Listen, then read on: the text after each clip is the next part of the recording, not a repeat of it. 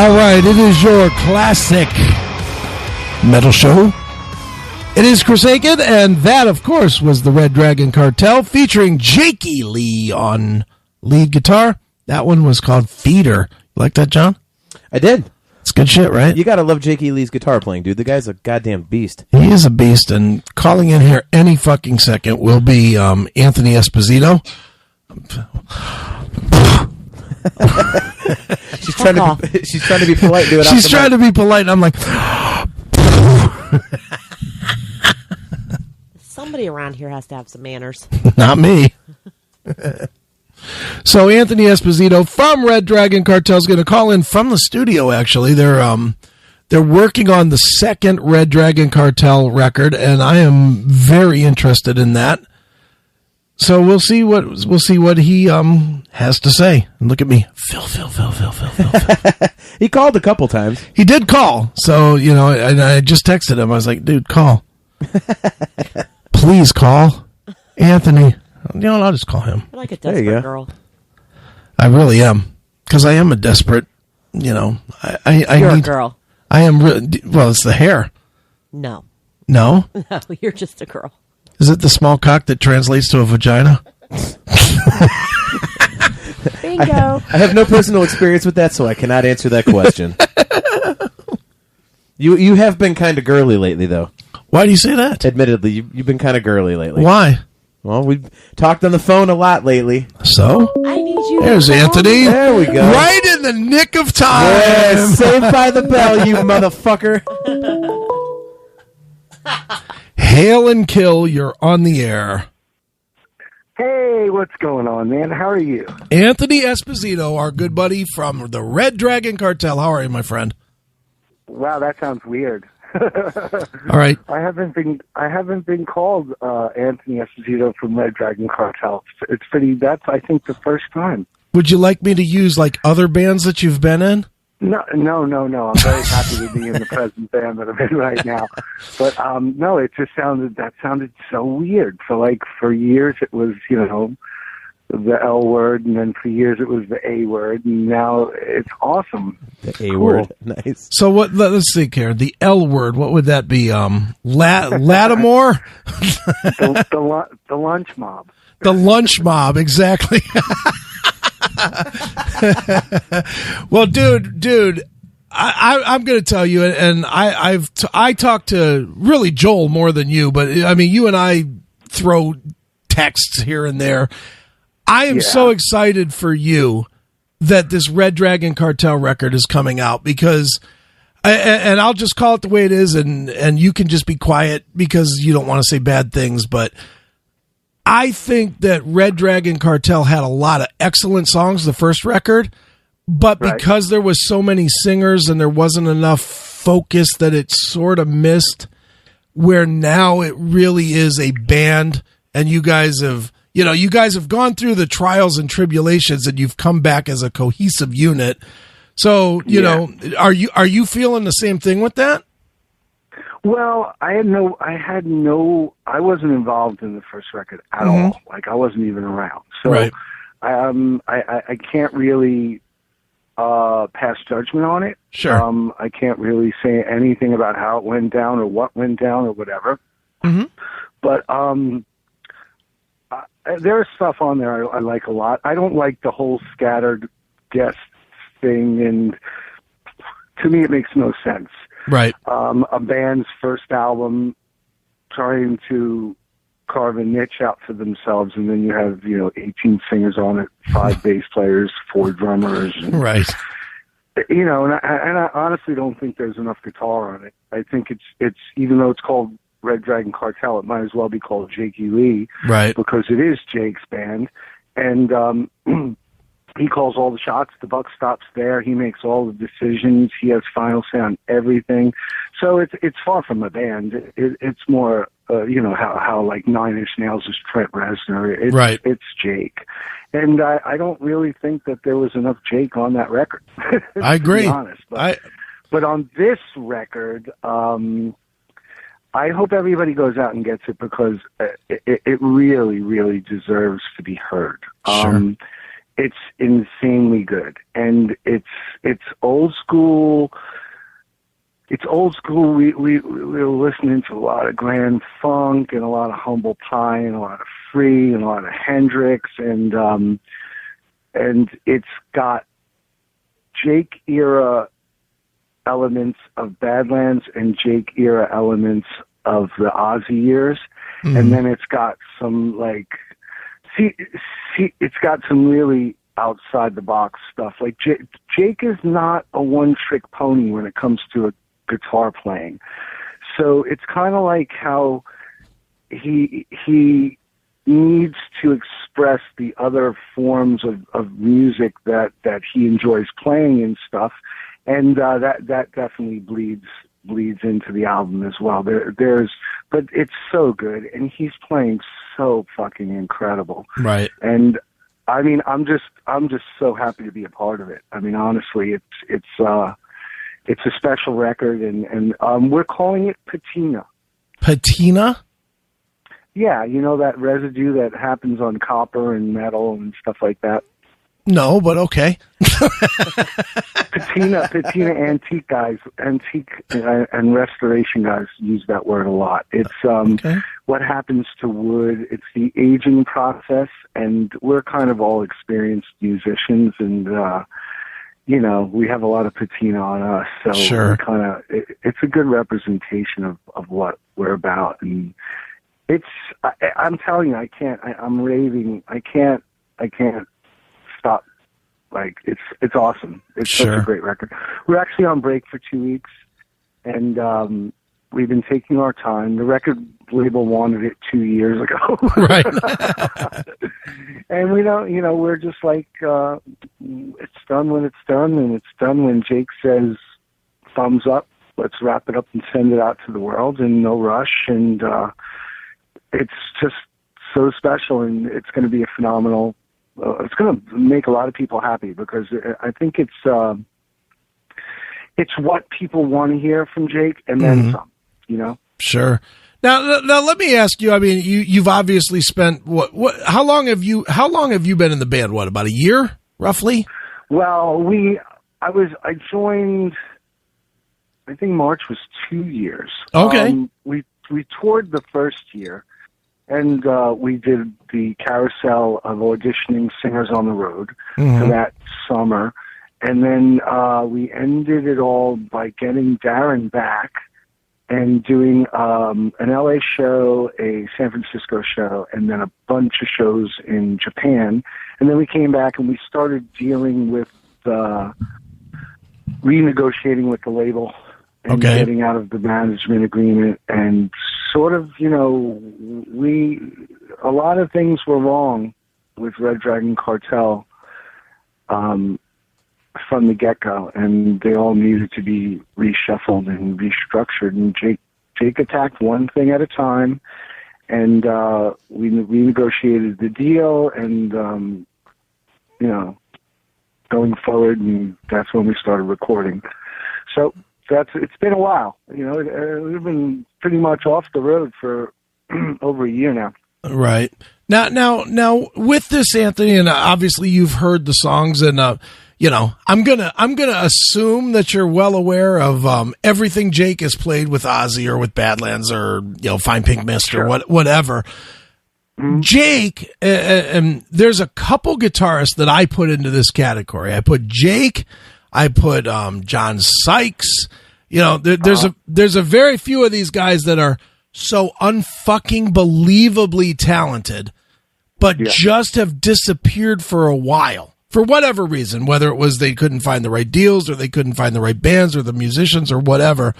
Jake now, and you've also been in bands with premier guitar players, whether it was Ace or whether it was Lynch or whatever. Right. What is it about Jake that was so willing to disappear for, a quarter century, but come back as good or better than he was in 1989? He doesn't do things for money. Okay. He doesn't ever, first he decides if he wants to do something or not. Mm-hmm. And then if it's a yes, then he'll discuss the financial compensation for what he's doing. But he never makes a decision based on money. And he just, I guess he didn't feel like playing. That would be a question only he could ask. I don't know why he stopped playing.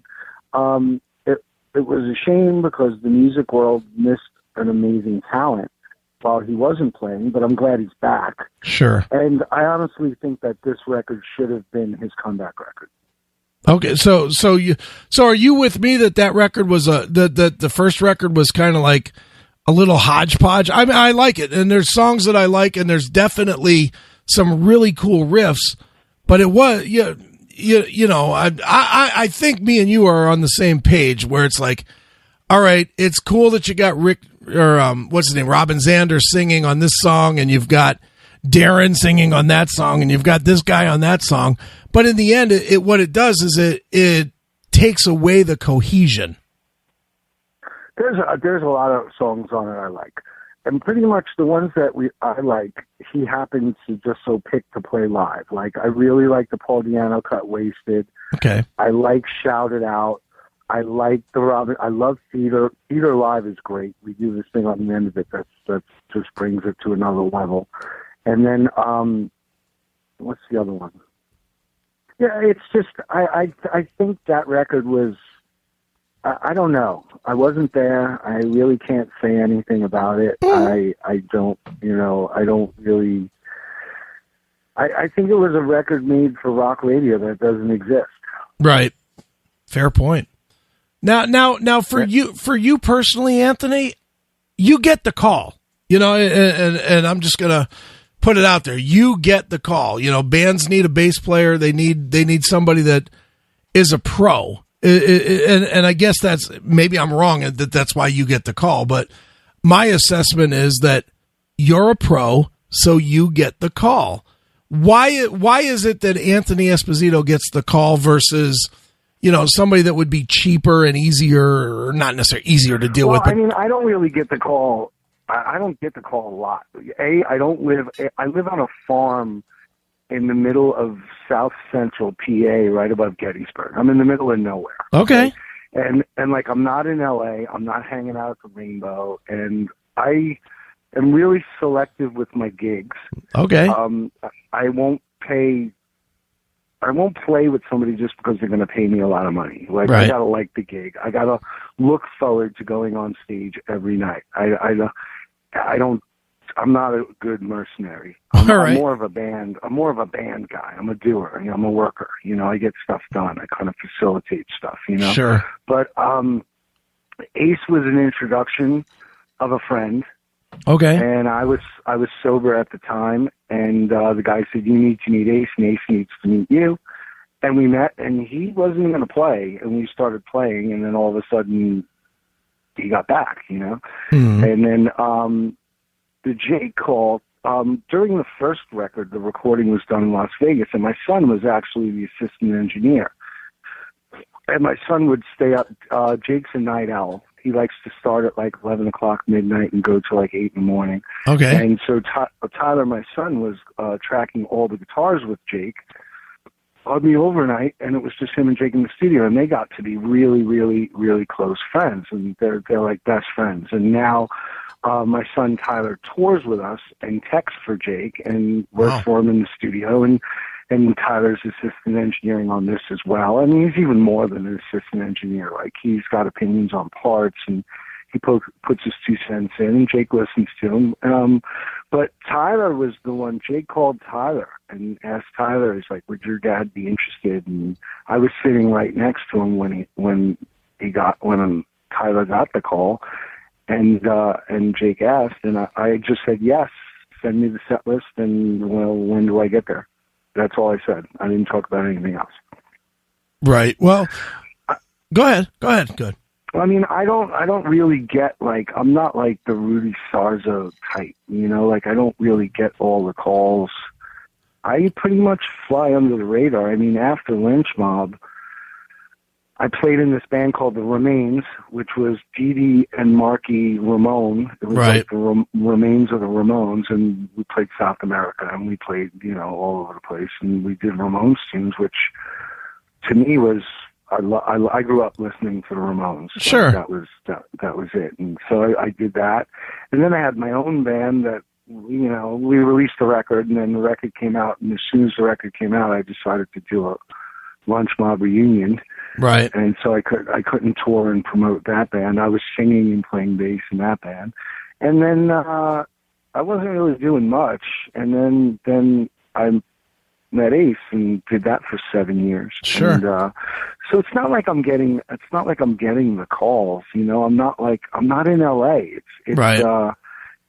if I was in LA, or I'm not around people, like, and then also the whole thing is like, if you're in something, even though, like with Ace, this was the problem. I was in it when Ace was decided to slow down and not. He was doing like some chiller convention signings and stuff Right. instead of touring. So we were doing like 15 gigs a year, and I'm sure if a gig came up, people would be like, well, what about Esposito? Oh, he's playing with Ace. Even though Ace is only doing 15 shows a year, they go to the next guy because they think you're busy. They don't know Ace isn't playing out. They just know that I'm playing with Ace.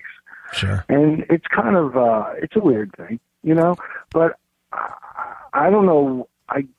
I don't know really why I do get the call.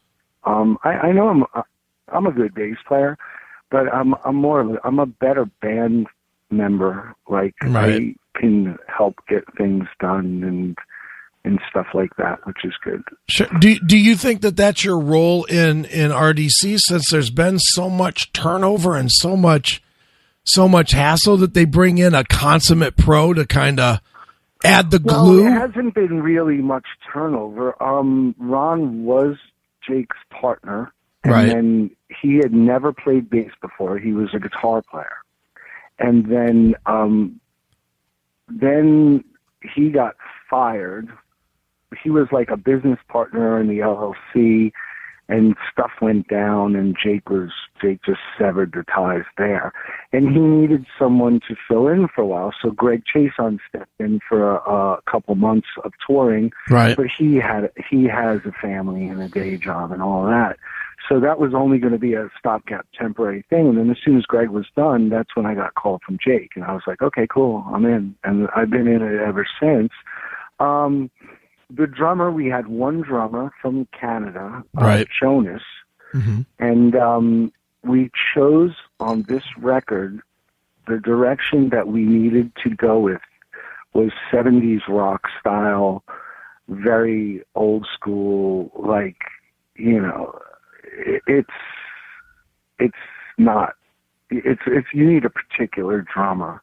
And so we found Phil Verone, who had played with Saigon Kick, Mm-hmm. and Skid Row and Vince Neil, and Right. he's in the band now. And then after that, we don't consider any of those singers ever in the band that played with us that summer. They were out auditioning, and none of them passed the audition, and Right. that's why we went back to Darren. Sure. Now, with that though, let's be honest, man. With that though, the perception outside is this band can't keep a singer. Yeah, but we didn't. We were auditioning. We didn't say this is our guy. We never released a press conference. Sure. And said the guy who's playing Philly with us tonight is our new singer. It was always like, we have these dates because honestly they overbooked the schedule in the beginning, and Jake has back issues and wrist issues. Right. And he told them, he's like, I can't play more than 3 shows in a row. And they had him doing 5s and 6s. And he's like, when he got the tour itinerary, he's like, there's no way physically I can do this. Right. Please cancel these shows now so I don't look like an idiot. And Right. the management and his old business partner were like, oh, well, let's see how you feel when we're out there. And he's like, no, cancel them now so I don't look bad. And they didn't. And then he couldn't physically do them. So they were postponed and rescheduled. And so we had all these dates when I joined, Right. and no singer. So we were like, okay, well, let's use these dates because when you're auditioning a singer in a rehearsal room, it's 2 hours, and the guy either can sing or he can't. Right. But there's a lot of other things that come into it being in a band. So if you got a guy on, like, let's say a 5 or 6 show run on the tour bus with you 24/7, you're going to see things about him that matter, besides his voice, that, you know, like consideration, or, you know, how he interacts with other people, or how, you know, life being in a tin can rolling down the road. You're going to know if the guy drives you crazy or not, if the guy's self-centered, if he's arrogant, if he, you know, like things like that pop up, and you want, at this age, you know, we want to have fun. We just want to enjoy life. We want to go out, make great music, play. We don't want drama. We don't want egos. We don't want head cases. And, like, so that's why we went back to Darren, because the reason why Darren was let go wasn't anything due to performance-wise or anything like that. Right. It was a discrepancy in something that was going on, and disagreement, and he was let go, and that was it. But Jake sort of called and talked to him, and they reopened that line of communication while we were auditioning all these other singers, and asked him back. Nobody came close to him. You know? Sure. Now, Anthony, I'm just going to ask this point blank because there's no other really way to ask it. But is Jake? And I'm going to preface this a little bit. Most people look at Jake as an enigma because Jake doesn't do a lot of interviews. I mean, he doesn't do a ton of interviews, and he doesn't do a lot of press, and he's a little bit secretive. But at the same time, he's regarded as one of the best. I mean, he really is regarded as one. You ask people to name a top 10 list of their favorite guitar players in metal, Jake pops up in 99% of them. Yeah, and the ones that he doesn't, they don't know what they're talking about. Right. I mean, he's an amazing player. And you know, I've met Jake, and obviously you've met Jake. And to see that guy play with those little fucking hands, it's like, Jesus, how does he even reach the strings, you know? But yeah, he's phenomenal. He really is. But I have to ask, because so many people just flat out don't know anything about the guy. Is he personable? Is he difficult? Is he shy? What is Jakey Lee? Because most people just don't know. He's the nicest guy in the world. And I'm lucky and honored to be able to call him my friend. Sure. And even if we weren't in a band, we would be friends. And like the whole thing is like, the guitar playing just like almost comes secondary, you know, like, yeah, he's a great guitar player, but he's an amazing human being. He's knowledgeable about thousands of stuff. He's like easy to have a real conversation about other things besides music with. And, no, he's a stand-up straight guy. If he gives you his word, it's like written in blood law. He never goes back on his promises. He's an amazing guy. And I don't know, you know, it's like he hates talking on the phone. Right. You probably have a better shot at getting an interview texting him. You texted him the questions. Yeah, he doesn't. I think I've probably had 2 or 3 phone calls where I got him on the phone since I joined 2 years ago. Wow. Mm-hmm. That's crazy. But he texts all the time. Sure. So in other words, if you send him a text, you'll get an answer. But if you actually call him, it's like, pff, whatever. Yeah, it's got to be like a really, really good reason. But yeah, no, I mean, he's a great guy, and he just, I think he did a lot of press for that RDC record, the last one. He did. He's not opposed to doing interviews. It's just the redundancy factor is kind of a drag. Mm-hmm. When you do 15 interviews in a day and it's the same 5 questions, it's almost like form letter-ish. Right. You find yourself repeating yourself, and which is, you know, and nowadays it's like people blast it on the internet and it goes out anyway, and then there's another one where it's the same thing, and you know what I mean? It's kind of redundant. But he does press to promote the the CD. He always does. Sure. And obviously he leans towards like the guitar stuff. He'll do that, like, you know, all the guitar magazines and stuff like that. Right. Now, let me just ask you a personal question, just because, or not personal, but personal as far as music you can stuff. Ask me anything you want. Because, you know, my favorite thing that Jake has ever done, bar none, is Badlands. And right, Voodoo Highway is my favorite record. Mine too. You know, it's like that record. And most, I told him 3 Day Funk is one of my favorite songs. 3 Day Funk and Silver Horses. Those are the two. Because of Jake, the guitar solos are just unfucking believable, you know? Yeah, I remember when it came out. Like, I was in Lynch Mob and I listened to it. I was like, this is fucking great. So good, dude. I miss Ray. Ray.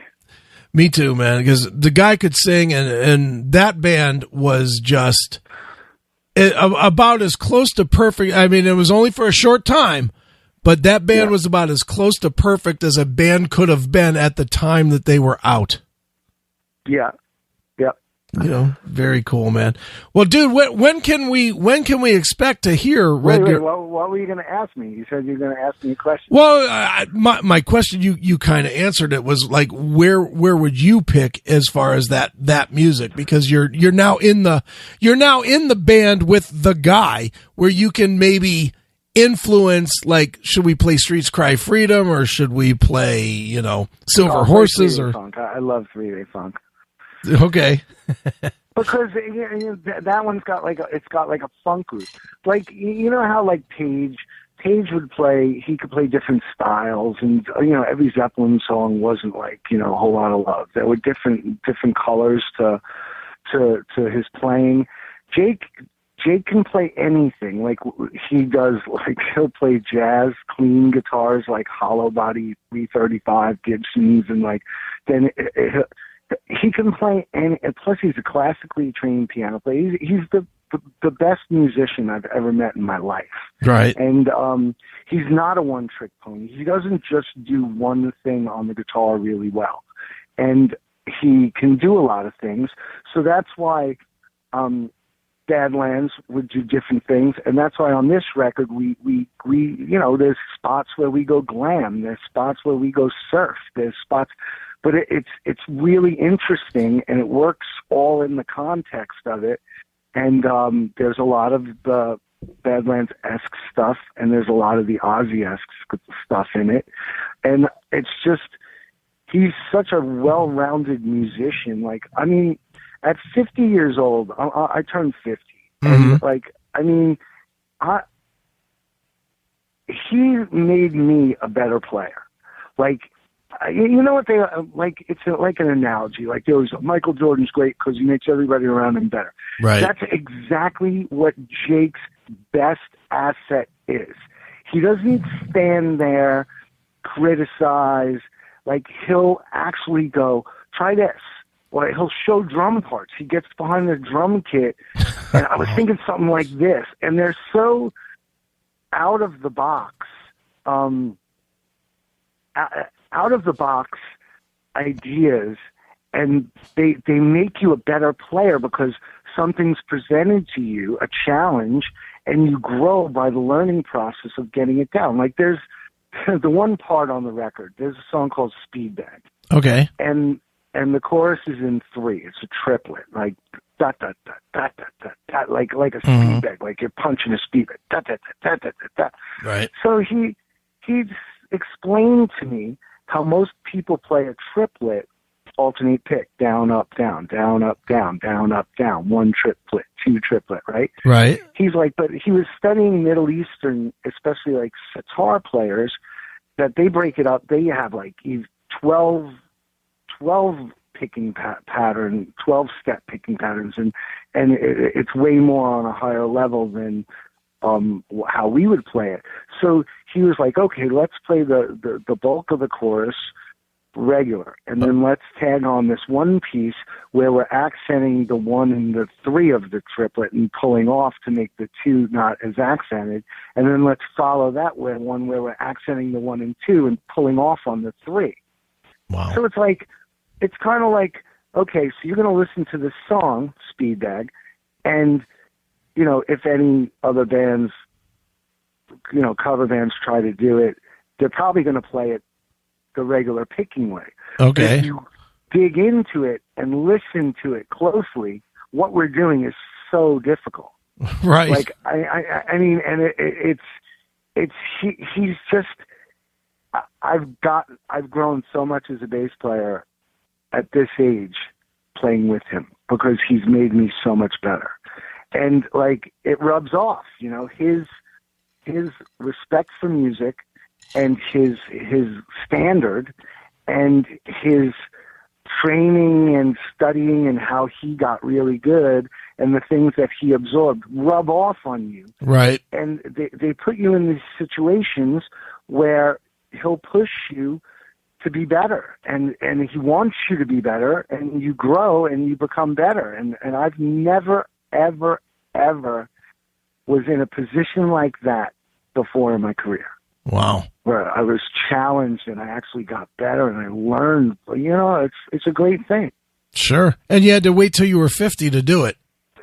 Yeah, right. Well, I'm sure as hell not going to learn playing Kiss tunes, that's for sure. Wait, are you telling me that Rock Bottom is not challenging? Yeah, right. Yeah. Nice. Well, Anthony, when can we expect this RDC record, man? I don't know. Jake's coming back, and so we finished the drums and the bass to everything. That's all done. Okay. The 10 songs are gridded out, and the drums are bass. So Jake wanted to take 2 weeks off to clear his mind and come out fresh. Before he left, he laid down idea guitars. Okay. He's thinking, maybe we'll splash a guitar here, and then we'll put a second guitar against that, doing something like this with this. And he just basically sketched out his plan of attack, kind of broad strokes, and he gets back on the 3rd, and then we're going to start hitting the guitars and building the wall, the monster, But the songs are all written, and it's a real special record. I really hope that people listen to it. Sure. I really hope that it gets the chance that it deserves. And I'm not saying this because I want sales. Right. I don't care if they steal it. I don't care. But it honestly really deserves to be heard. It's a special work of music. It's so good. I'm so happy so far. It's great. Excellent. Well, dude, how about if we make this deal right now? When you when you have it in your hands finished, you call back and we talk about it. Does that work? Yeah, anytime you want, I'll come on. You know me. I know. love coming on your show. I'm so looking forward to it. And we're not worried about when it's coming out. And we're not worried about when we're getting back on the road. And people are calling us do this festival. What are you doing? You want to do this cruise? You want to? And we don't know what we're doing. Right.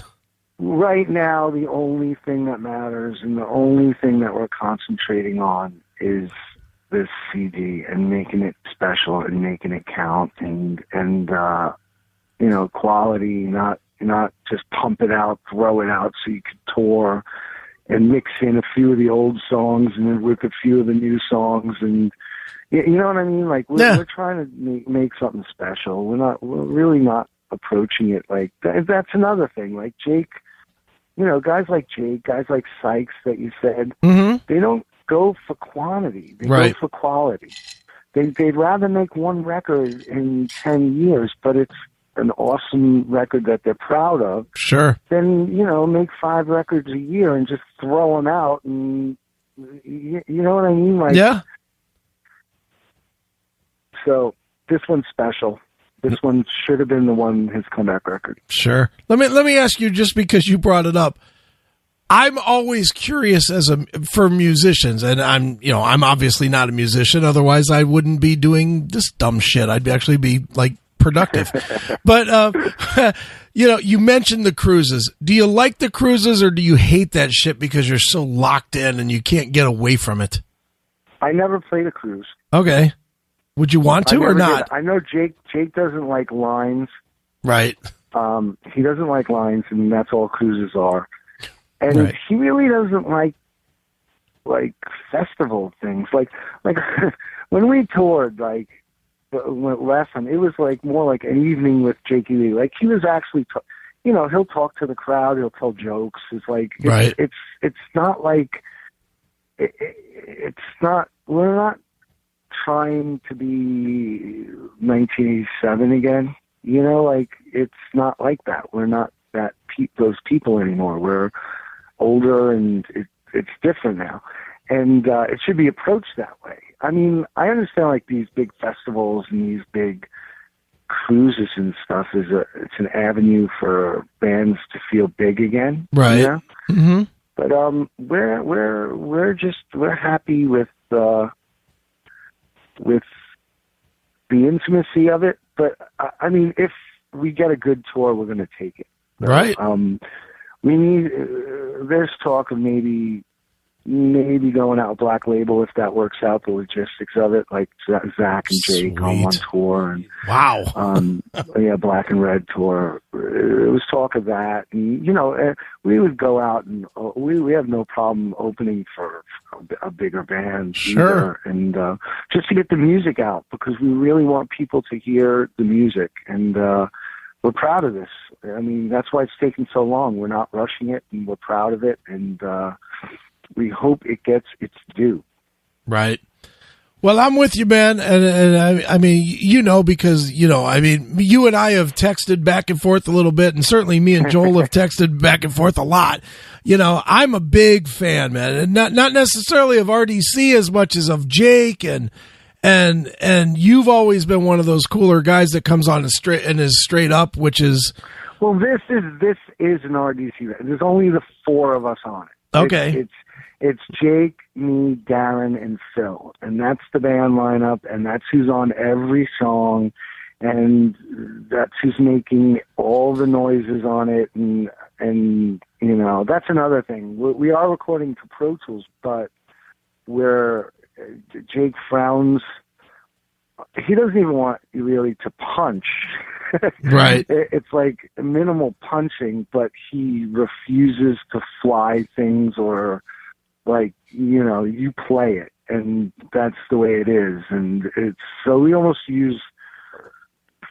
kind of use Pro Tools like a tape machine. And it's very old school. The approach, the songs were written, us jamming in a room, and it wasn't like, oh, I have this idea, and, send it over in the email and listen to it. It was all in the room with a lot of Jamesons and a lot of beer and a lot of right. cigarettes, and set up in a circle facing each other, and trying things and playing things, and things morphing into other things, and it was all it was written old school, and that's what we want. We want the reality of the situation the way it used to be, not the way it is now, not the way people make records now. Sure. They're fabricated. They're not created. Exactly, man. Well, all right, dude. Well, RDC Red Dragon Cartel coming soon, and Anthony, I'm just gonna guess you'll be back when it's done, sure. and whatnot. So I would think a month or two. Well, we're also excited with Max Norman's going to mix. Oh, wow. We don't know how many songs he's going to mix, and we don't know which songs he's going to mix, or he might end up mixing the whole thing or whatnot. But, obviously, he did Bark of the Moon with Jake, and he did Wicked Sensation with Lynch Mob when I was there. And so we reached out to him, and we're like, hey, man, we have really, really good common ground. Would you be? He's like, I totally want to do it. Right. I don't care. And, he's like, I'm there. I want to do it. So we're excited to, as soon as we start finishing wrapping these songs up, we're going to send them out to him and see what he does for them mixing-wise and take it from there. But we're excited to work with him, too. Sure. Very cool, man. Well, dude, why don't we wrap this one up with, since you brought it up and it's one of my all-time favorites, why don't we wrap up with 3 Day Funk from Badlands? That work? Cool. Awesome. All right. Well, Anthony, obviously, as we've said a million times, doors always open for you, my friend. And oh, thanks, man. love having you on. And you know, I very much hope that this record does very well for you guys, because I'm a Jake. I'll jerk my dick to Jake. I'll just be honest. Nice. It was like, you know what it is? It was like really weird. Like I mean, Alice Cooper does his radio show, and he had said, like, I think he played Bark at the Moon or something like that.